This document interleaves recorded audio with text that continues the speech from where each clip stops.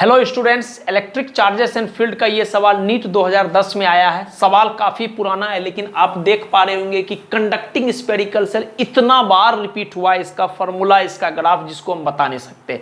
एक बार आप ट्राई करें, फिर इससे जुड़ा हुआ सारा कॉन्सेप्ट हम आपको बता देंगे।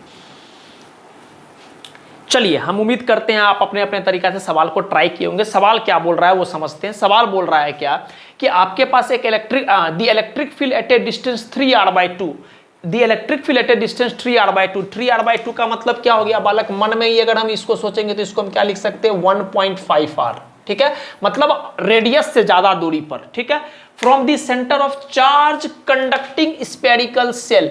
हम आपको कई बार बोल चुके हैं कि स्फेरिकल सेल बोला जाए या फिर होलो स्फीयर बोला जाए या फिर मेटल स्फीयर बोला जाए या फिर सिंपली आपको बोल देगा कंडक्टिंग स्फीयर, कंडक्टिंग स्फीयर।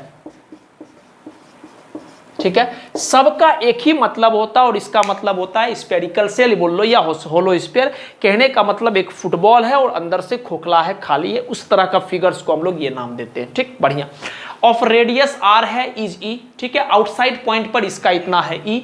तो आपको बताना है कि electric field at A distance r/2 from the centre of sphere. तो बच्चा वाला सवाल है।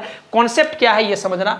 अगर हमारे पास कोई भी होलो स्फीयर है या फिर कंडक्टिंग मेटल स्फीयर है, तो पहला बात तो सारा का सारा चार्ज जो होता है ये इसके एरिया पे डिस्ट्रीब्यूट हो जाता है। इसके लिए एक टर्म डिफाइन करते हैं sigma, that is charge per unit area. और मान लो इसका चार्ज Q है और इसका रेडियस R है। ठीक, सेंटर से ये रेडियस R है।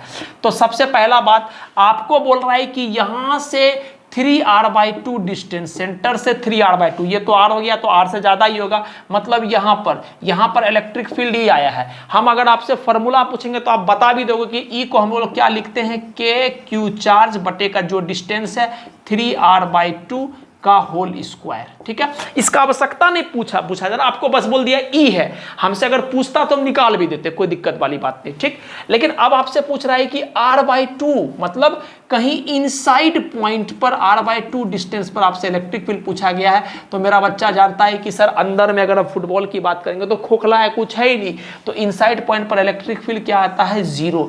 ये इतना बार पूछा गया है जिसका जवाब नहीं। इनसाइड पॉइंट पर इलेक्ट्रिक फील्ड क्या आता है? 0। ठीक, सारा बात आपको पता होना चाहिए। R greater than R outside point पर इलेक्ट्रिक फील्ड का फॉर्मूला आता है KQ बटे का स्मॉल r का स्क्वायर। और ये कैसा बिहेव करता है? It behave like a point charge place at this centre. ठीक, R बराबर R का मतलब हो गया सर जी सरफेस। सरफेस पर इलेक्ट्रिक फील्ड का फॉर्मूला आता है KQ बटे का रेडियस का स्क्वायर। और R लेस देन R पर हमारा हो गया क्या? Outside point. और आउटसाइड पॉइंट का भी बताया आपको इलेक्ट्रिक फील्ड का फॉर्मूला, सॉरी लेस देन मतलब इनसाइड पॉइंट। तो इनसाइड पॉइंट पर इलेक्ट्रिक फील्ड कितना आता है? 0।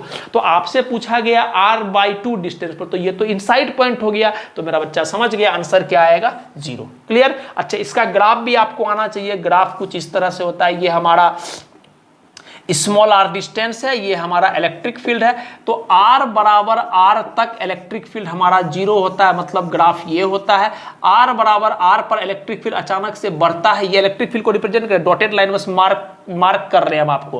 तो ये होता है KQ बटे का रेडियस का स्क्वायर। और जैसे ही R ग्रेटर देन R चलते हैं तो इलेक्ट्रिक फील्ड घटता है, काहे कि electric field is inversely proportional to 1/r² outside point के लिए। यहाँ देखो, और इनसाइड में इलेक्ट्रिक फील्ड क्या होता है सर जी? 0। तो ये ग्राफ भी पूछा गया स्टेटमेंट फॉर्म में, सवाल भी पूछा गया, सारा बात बता दिए आपको। 3r/2 पर डिस्टेंस पर इलेक्ट्रिक फील्ड ई दिया हुआ था। हमसे अगर ई का वैल्यू पूछता तब भी हम निकाल देते KQ/r²। ठीक, आपसे r/2 डिस्टेंस इनसाइड पॉइंट पर इलेक्ट्रिक फील्ड पूछा गया। आपको पता है कि इनसाइड में इलेक्ट्रिक फील्ड क्या होता है? हमारा इलेक्ट्रिक फील्ड होलो स्फीयर के केस में इनसाइड में 0 आता है। पोटेंशियल कांस्टेंट होता है और वो सरफेस के बराबर होता है, वो हम देखेंगे अलग से। ठीक है, लेकिन इलेक्ट्रिक फील्ड क्या आता है? 0। तो हमारा आंसर क्या हो जाएगा? Option number A, 0। तो हम उम्मीद करते हैं कि सारा का सारा चीज आपको समझ में आया होगा। हम आपको वापस से बोल रहे हैं कि कंडक्टिंग स्फीयर जो है या स्फेरिकल सेल जो है वो बहुत इंपॉर्टेंट है। कई बार इसका ग्राफ क्वेश्चंस रिपीट हो चुका है। ठीक है, तो आप इसको ध्यान में रखिएगा। Thank you. जिनसे नहीं हुआ आप नोट कर लीजिए।